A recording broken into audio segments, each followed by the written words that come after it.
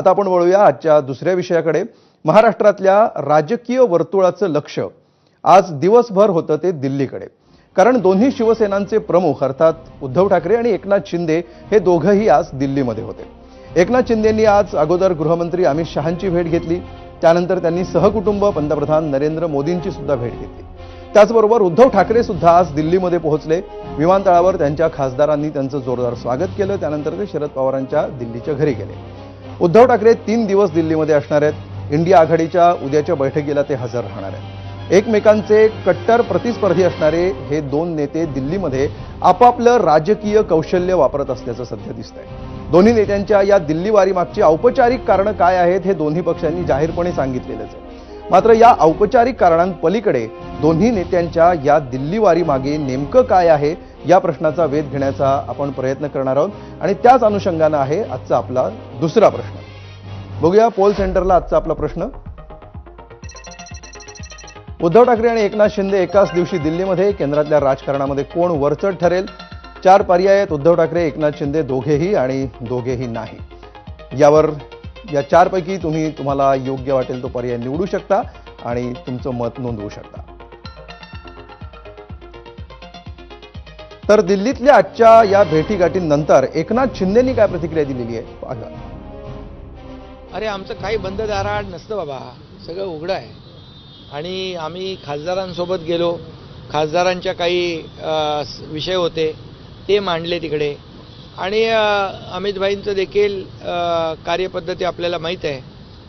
ते ताबडतोब त्याच्यावर ॲक्शन घेतात आणि त्यामुळे अमित भाईंच्या बरोबर देखील महाराष्ट्रातल्या विषयांवर चर्चा झाली, निवडणुकांच्या विषयावर चर्चा झाली आणि एक अतिशय चांगली चर्चा त्या ठिकाणी झालेली आहे। तर आता एकनाथ शिंदे दिल्लीमध्ये असतील आणि त्यावर संजय राऊत खोचक प्रतिक्रिया देणार नाहीत असं तर होऊ शकत नाही। पहा राऊतांनी काय टोला लगावलाय। त्यांना दिल्लीतच थांबावं लागतं ना, जसे इतर भाजपच्या नेत्यांना राज्यातल्या हायकमांडला भेटण्यासाठी दिल्लीत थांबावं लागतं, रात्री अपरात्री वाट बघावी लागते, गवतावर बसावं लागतं। जर त्याची जर विजार पांढरी असेल तर त्या गवत लावून त्या लॉनचं मुंबईला परतावं लागतं। हा इतिहास आहे दिल्लीचा। आणि पुन्हा एकदा या विषयावरची चर्चा करण्यासाठी जाऊया गेस्ट सेंटरला। आपल्याबरोबर 4 गेस्ट आहेत। किशोर तिवारी जी आहेत, राजू वाघमारे आहेत, अवधूत वाघ आहेत आणि रोहित चंदावरकर सुद्धा आहेत। या सेगमेंटची सुरुवात आपण करूया रोहित चंदावरकरांपासून। रोहितजी, या दोघांच्या प्रतिक्रिया काय आहेत, त्यांची अधिकृत भूमिका काय आहे हे तर त्यांनी स्वतः सांगितलेलं आहे, त्यांच्या पक्षाचे नेते सांगतातच आहेत। मात्र ज्या गोष्टी सांगितल्या जात नाहीत, मात्र ज्या गोष्टींकडे राजकीय वर्तुळामध्ये सातत्याने चर्चा असते, आडाखे बांधले जातात, या दोघांच्याही दिल्ली दौऱ्यामागची राजकीय गणितं नेमकी काय असू शकतात याविषयी आपण काय सांगाल?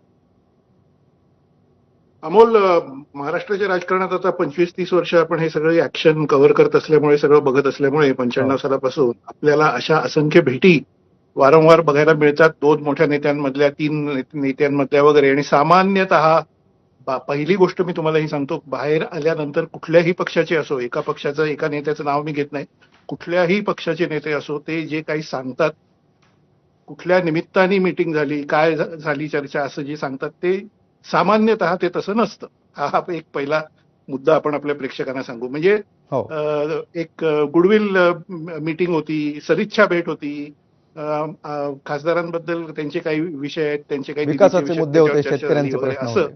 या केसमध्ये महाराष्ट्राचे उपमुख्यमंत्री एकनाथ शिंदे म्हणत असतील तर ते तसं नाहीये। अनेक इतर विषय आहेत जे की त्यांना ओपनली सांगता येत नाहीयेत। तर आपल्या प्रेक्षकांसाठी थेट आपण काय विषय आहेत त्याच्याकडे जाऊ, कारण दिल्लीमधले असंख्य सोर्सेस, मुंबईतले काही जाणकार आणि खुद्द शिंदे यांच्या जवळचेही काही माणसं जे आहेत त्यांच्याकडून आपल्याला माहिती मिळत असते। पहिली गोष्ट, सुप्रीम कोर्टामध्ये शिवसेनेला दिले गेलेलं चिन्ह आणि शिवसेनेच्या आमदारांची सदनामधली अपात्रता या विषयाचं जे काही पिटिशन किंवा जे काही प्ली सगळी आहे त्याच्यावर निर्णय येत्या महिन्या 2 महिन्यात होणार अशी प्रचंड जोरात चर्चा दिल्लीत सुरू आहे।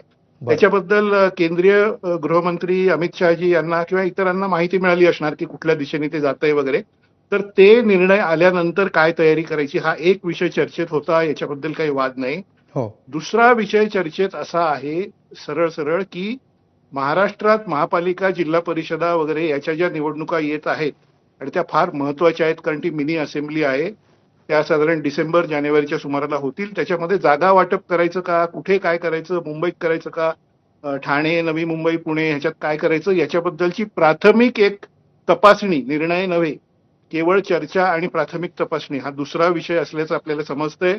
बरं. तिसरा विषय अर्थातच असा आहे की महाराष्ट्रामध्ये शिंदे यांच्या आमदारांच्या बद्दल आणि एक दोन मंत्र्यांच्या बद्दल गेल्या काही दिवसामध्ये जी काही त्यांचे व्हिडिओज वगैरे याच्यावर येणं आणि ते मग अजित पवार यांचे एक मंत्री माणिकराव कोकाटे यांच्याही बद्दल तशी काही येणे व्हिडिओ वगैरे, हे सगळं झाल्यानंतर माणिकराव कोकाटे यांच्याबद्दल खाते बदलाची कारवाई करण्यात आली. राष्ट्रवादी काँग्रेसचे मंत्री, त्यांचं कृषी खातं काढून घेण्यात आलं आणि तसा आदेश महाराष्ट्र सरकारने जाहीर केला. तसं शिंदे यांच्या आमदारांच्या बाबतीत किंवा त्यांचे जे काही सहकारी आहेत त्यांच्या बाबतीत, मंत्री वगैरे यांच्या बाबतीत काय करायचं काय नाही करायचं याच्याबद्दलची थोडी चर्चा, बरं. हा एक विषय थोडा झाला असं समजतंय.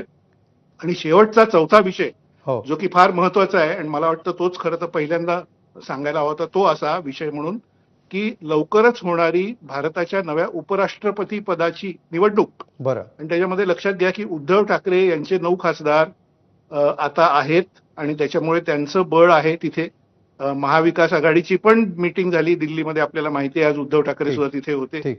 आणि त्याच्याबरोबरच शरद पवार यांचे खासदार आणि इतर सगळं बळ जे काही महाविकास आघाडीचं दिल्लीत आहे, हो. त्याचा मुकाबला करताना यांचे आता आलेले खासदार किंवा भाजपचे खासदार आणि हे सगळं हे उपराष्ट्रपती पदाच्या निवडणुकीत कशी अलाइनमेंट करायची, काय करायचं त्याच्याबद्दल, याबद्दलची एक चर्चा की स्ट्रॅटेजी काय असावी, काय असावी, कशी असावी वगैरे, याच्यामध्ये खुद्द पंतप्रधान नरेंद्र मोदी आणि अमित शहा यांनी सुद्धा एक मीटिंग संसदीय दलाची घेतली 2 दिवसापूर्वी, हे आपल्याला माहिती आहे. त्याच्यातही तो विषय चर्चेत आला होता. निश्चितपणे असे हे 4 अगदी मुख्य पॉइंटर्स विषय म्हणून आपण हा रेफरन्स बघितला, हे जे सगळे मुद्दे तुम्ही सांगितलेत.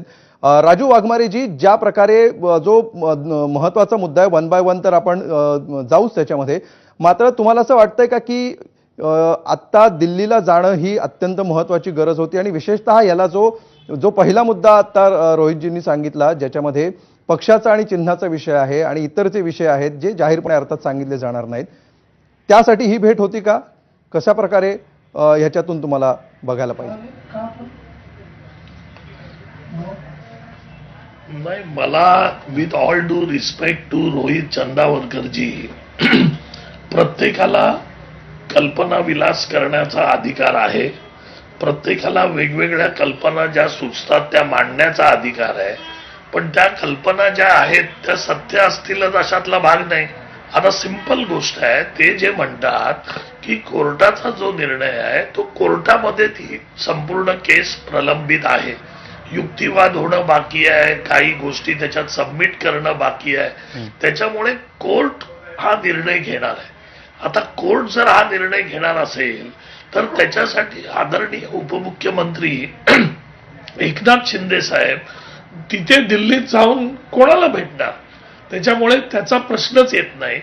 तो ज्यावेळी ती केस येईल त्यावेळी जो करायचंय ते वकील करतात कोर्टात, आणि जे काही सबमिशन असेल ते आमच्याकडून झालेलं आहे. त्याच्यामुळे त्याच्याबद्दल साहेबांनी तिकडे, शिंदे साहेबांनी तिकडे जाण्याचा प्रश्न येत नाही. साहेबांनी स्पष्ट सांगितलं की मी आमच्या खासदारांचे प्रश्न आहेत या प्रश्नाबरोबर तिकडे गेलेलो, कारण ते प्रश्न त्या पक्षाचा सर्वोच्च नेता या नात्याने पंतप्रधान नरेंद्र मोदीजींकडे किंवा आदरणीय अमित शहाजींकडे मांडणं आवश्यक आहे. ठीक आहे. राजू वाघमारेजी, तुमची ही प्रतिक्रिया अपेक्षित आहे आणि साहजिक आहे. जाहीरपणे जे बोललं जात आहे त्याच्याकडे अंगुली निर्देश आपण करत आहात. वेळेची मर्यादा लक्षात घेता मी किशोर तिवारींकडे जातो. किशोरजी,